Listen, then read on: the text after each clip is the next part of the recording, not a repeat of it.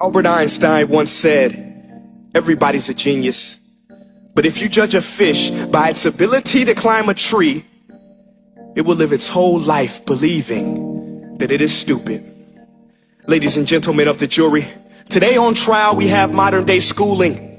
Glad you could come. Not only does he make fish climb trees, but also makes them climb down and do a 10-mile run. Tell me, school, are you proud of the things you've done?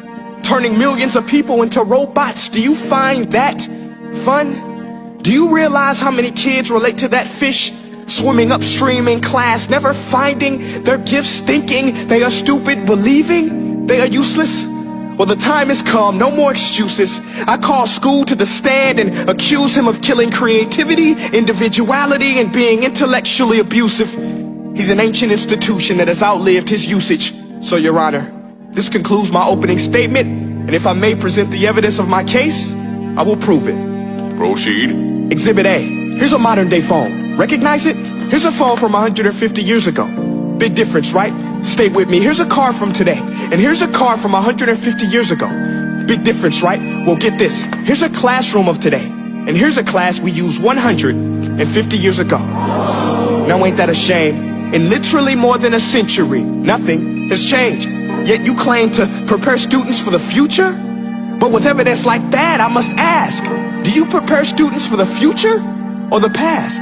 I did a background check on you and let the record show that you were made to train people to work in factories, which explains why you put students in straight rows, nice and neat, tell them sit still, raise your hand if you want to speak, give them a short break to eat, and for 8 hours a day tell them what to think. Oh, and make them compete to get an A letter which determines product quality, hence grade A of meat.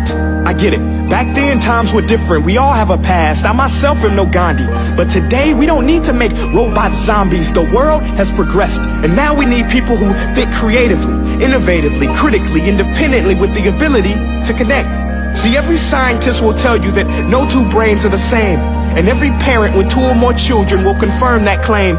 So please explain why you treat students like cookie cutter frames or snapback hats, giving them this one-size-fits-all crap. Watch your language. Sorry, Your Honor, but if a doctor prescribed the exact same medicine to all of his patients, the results will be tragic. So many people would get sick, yet when it comes to school, this is exactly what happens. This educational malpractice, where one teacher stands in front of 20 kids, each one having different strengths, different needs, different gifts, different dreams, and you teach the same thing the same way?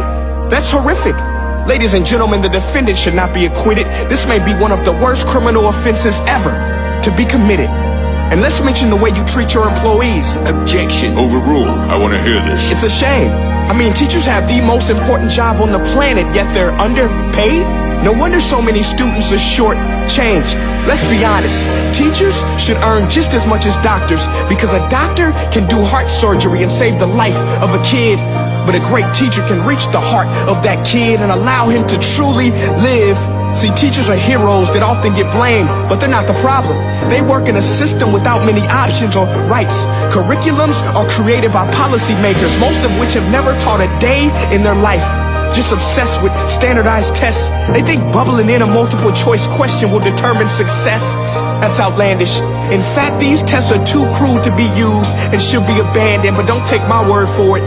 Take Frederick J. Kelly, the man who invented standardized testing, who said, and I quote, "These tests are too crude to be used and should be abandoned." Ladies and gentlemen of the jury, if we continue down this road, the results will be lethal. I don't have much faith in school, but I do have faith in people.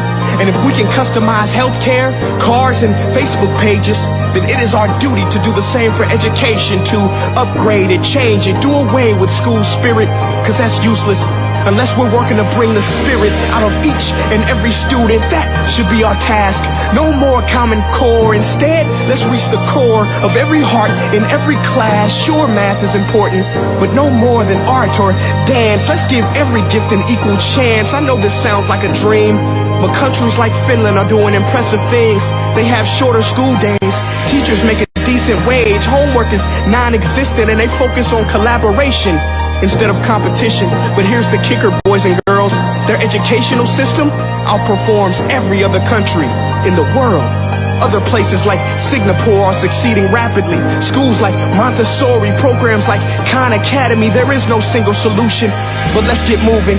Because while students may be 20% of our population, they are 100% of our future. So let's attend to their dreams, and there's no telling what we can achieve.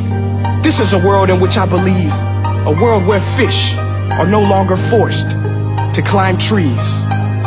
I'll rest my case.